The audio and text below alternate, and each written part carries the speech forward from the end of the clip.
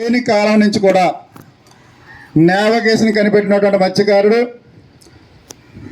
సముద్ర తీరానికి కాపలాగా ఉన్నటువంటి మత్స్యకారుడు, తీరాన్ని నమ్ముకొని జీవిస్తున్నటువంటి మత్స్యకారుడు కూడా ఈ ప్రభుత్వాలకి ఉపయోగకరంగా ఉన్నటువంటి మత్స్యకారుడు. ఎందుకంటే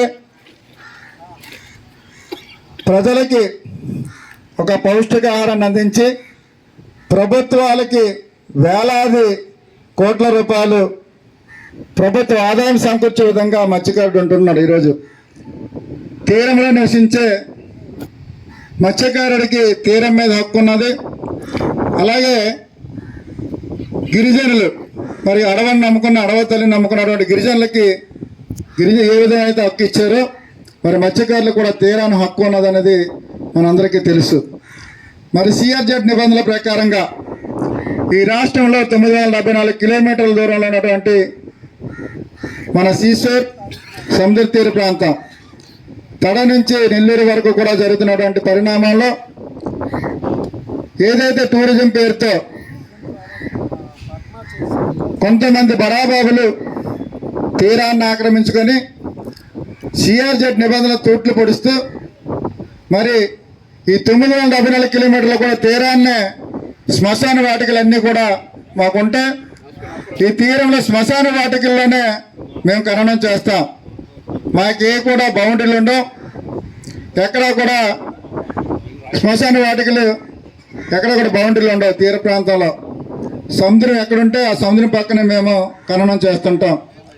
అలాంటిది ఈరోజు కొంతమంది వ్యక్తులు వచ్చి మరి మాకు ఒక దైవత్వ సమానమైనటువంటి పుణ్యభూమిని, మరి కర్మభూమిని కూడా ఆక్యుపై చేసుకున్నటువంటి రోజు ఈరోజు.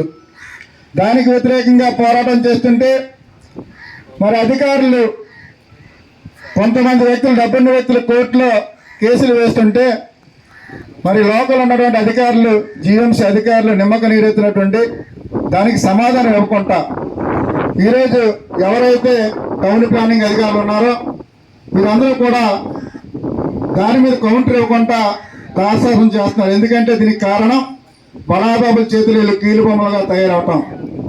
మరి వెంటనే ఈరోజు అవతల అసెంబ్లీ కోర్టులో కేసు వేసిన తర్వాత వీళ్ళు వెంటనే దానికి రెస్పాండ్ అయితే ఈరోజు వరకు కూడా అలాంటి బడాబాబులకి వణుకు పడుతుంది. ఎందుకంటే వణుకు పడుతుంది, ప్రజాస్వామ్యంలో మేము ఉన్నాం, మేమందరం కూడా జీఎంసీకి ఒక ఆదాయ వనరు. ఎందుకంటే మత్స్య పరిశ్రమ నుంచి తెచ్చినటువంటి ఆదాయ వనరు, మేము కట్టినటువంటి పన్నుల వల్ల కూడా ఈ జీఎంసీ అధికారులు ఉన్నారు. మరి ఎందుకు గుడ్డిగా ఇలా ప్రవర్తిస్తున్నారు అనేది మాకు అర్థం కావట్లేదు.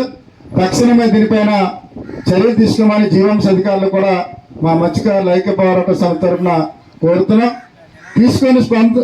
తీసుకొని సమక్షంలో మేమందరికీ కూడా ఈరోజు డీజీపీకి, కలెక్టర్ గారికి, సిపికి, జీఎంసీ కమిషనర్ గారికి, ఆర్డీఓ గారికి, ఎంఆర్ఓ గారికి, జోనల్ కమిషనర్ గారికి, మరి నాయకులకి అయితే భరత్ గారికి, ఎంపీ, మరి ఎమ్మెల్యే గంటా శ్రీనివాసరావు గారికి కూడా దీని మీద మెమోరాండమ్స్ ఇవ్వడం జరిగింది.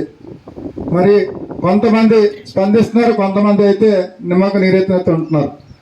ఎందుకో తెలియదు కానీ రాజకీయాల్లో మా ఓట్లతో వచ్చినటువంటి నాయకులు వెంటనే స్పందించాలనేది మా ఐక్య పోరాట సమితి కోరుతున్నాం. దీని మీద తక్షణ చర్యలు తీసుకోకపోతే రేపు రాబోయే రోజుల్లో జీఎంసీ ముట్టడి కానీ, జీఎంసీ కానీ, కలెక్టర్ ఆఫీస్ ముట్టడి కానీ చేయవలసి వస్తుంది. ఎందుకంటే మేము న్యాయమైన డిమాండ్లతో ముందుకు వెళ్తున్నాం. ఎవరు కాకమ్మకొత్తులు కాదు, మావి అన్నీ జరగవలసిన పనులే. ప్రతిదాని మీద కూడా స్పందించకపోతే రాబోయే రోజుల్లో ఉద్యమం ఇంకా ఉధృతమవుతుంది. మా మత్స్యకారులు అంటే సహనమే చూశారు కానీ మా మత్స్యకారుల కోపం ఎప్పుడు కూడా చూస్తుంటారు అధికారులు. ఆ కోపం చూస్తే అప్పుడు తెలుస్తుంది అధికారులకి మేమేంటనేది.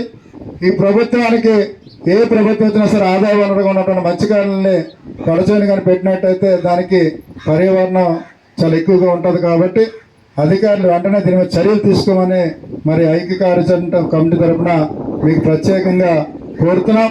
లేని పక్షంలో రోజు రోజుకి కూడా ఇది ఉధృతం అయ్యే విధంగా ఇంకా అందరినీ కలుపుకొని, ప్రతి ఒక్కరిని కలుపుకొని దీనిలో భాగస్వాములు చేసి ఉధృతం అయ్యే విధంగా ఇంకా పోరాటానికి సిద్ధంగా ఉంటాం. కాబట్టి ప్రతి ఒక్కరు కూడా మరి మన మత్స్యకారు సోదరులు చెప్తున్నాం, మనం వచ్చిన వాళ్ళందరం కూడా రేపు అందరికీ కూడా తెలియజేసి భూవీధి, తోట వీధి, అలాగే పక్కన ఉన్న గ్రామాల్లో కూడా కలిసి కొంతమందిని మళ్ళీ రోజు రోజుకి రమ్మని మనం ఇన్వైట్ చేయాలి. ప్రతి ఒక్కరికి కూడా మన ఈ ఉద్యమం ద్వారా ముందుకు వెళ్ళే విధంగా మనంతా ఒకరు పోరాడాలని మనందరినీ కోరుకుంటూ, మరి ఈ రోజు నుంచి కూడా దీని మీద ఒక వారం రోజుల నుంచి కూడా దీని మీద ప్రత్యేకంగా శ్రద్ధ వహించినటువంటి మరి గ్రామాభివృద్ధి సేవా సంఘ సభ్యులకి, అలాగే బోవీధి తోట వీధి వారికి కూడా ప్రత్యేకంగా అభినందనలు తెలియజేస్తున్నాం.